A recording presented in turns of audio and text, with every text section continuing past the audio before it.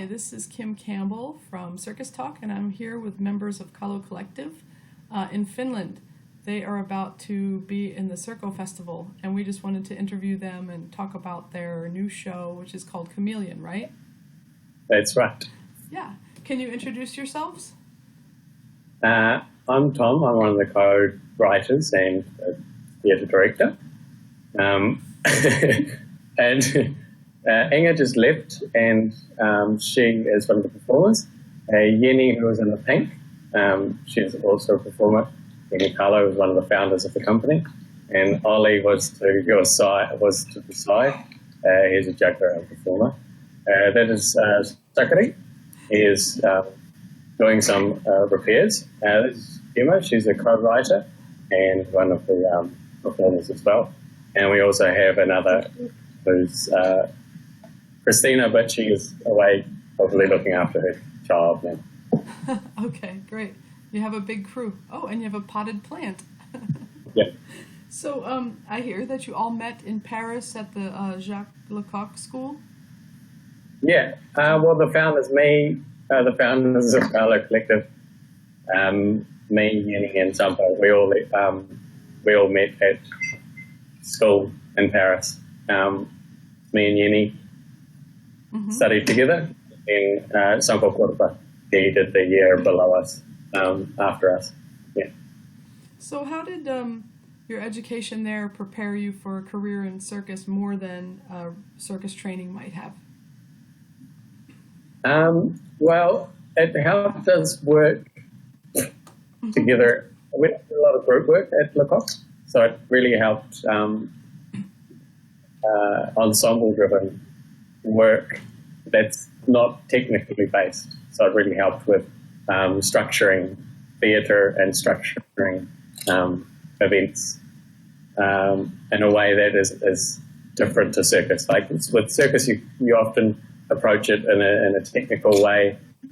You have your act, you have your music, and that is a whole thing, and it's an entity, and you take that and you put it into a different show, or you take it out and you slot it in like a puzzle. With something like physical theatre or theatre, then more used to working things from scratch. Yeah, I could see that.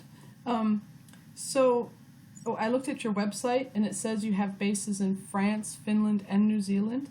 And I just wanted to ask, does it feel very chic to have bases in France, Finland, and New Zealand? Only when you write it down on paper. It feels pretty normal. I mean, I'm from New Zealand. Yenny lives in France, and and most of us are based in Helsinki, and we work a lot in Finland. And our company is officially Finnish, so that's how that happens. So you're basically sleeping on each other's couches when you visit the other person's base. Yeah, pretty much. Okay. Yeah. Great. So I have a question for you about physical theater. Do you think it's like the key to making circus very human? And do other circus professionals respect the discipline as much as they should? Well, I think the marriage between theatre and circus is always very, very tricky. Mm-hmm. It's very complicated, and it can be kind of disastrous sometimes. But yeah, on one hand, it's when you're dealing with physical theatre rather than circus, it is kind of connected to reality or humanity or everyday, the quotidian, the everyday actions rather than technique. So there is a way that audiences can identify with perhaps more easily than if you're just presenting some technique. Yeah, definitely. And does the rest of the circus industry understand and value that connection too? Do you feel like other circus artists that are maybe more technical or physical? Definitely. I mean, I think that I think, especially contemporary circus, I think there's a big respect for the theatrics. Now, there's a big respect for experimenting with different forms and coming up with different forms. So yeah, definitely. Okay. Let's see. Oh, can you tell us a little bit about your new show, Chameleon? So it's based on the idea of camouflage and things becoming other things. So it's really conceptually driven and then visually driven. So we're working with images that we like and then working from that as a base, rather than technique or rather than a particular storyline. And Jim and I, who wrote it, we did a small demo piece a couple of years ago, and from that we were like, we really liked this form that we were creating, or this kind of style, and we thought that it would be great with a larger group and a larger cast and a more ambitious project. Yeah, I could see how it will work just by seeing the lemons and the pink and the camouflage that's happening here. So you'll be debuting the full-scale production at Circo, right?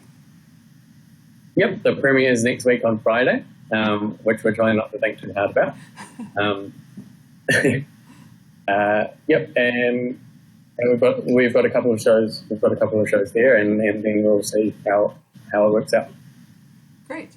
And are there any other circus disciplines used in the show beyond clowning?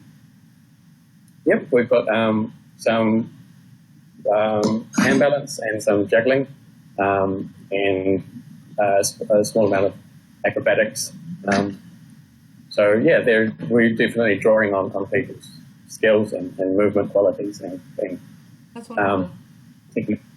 When it's appropriate, but we're not trying to put things in if it doesn't work for the show.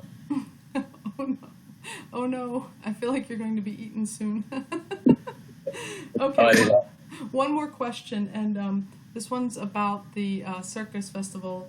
What does Circo Festival mean to Kallo Collective? Is it something you've done several times, and how important is it to your company? Yeah, we've done it a couple of times. I mean, it's the only contemporary circus festival of its kind around. So it's really important to do and take part of and support, because we want to have that kind of festival around. So we feel like it's important to support and it's important to be part of, and hope that it continues and grows in the future. Great. Well, it's been really great talking to you. Do you have anything else you'd like to tell us before we leave? No, I cannot think of anything. But there's quite a lot happening, so that might have something to do with it. You're being a little distracted at the moment. Yeah. Well, thank you, everyone. We appreciate your spending a few minutes with us. Bye.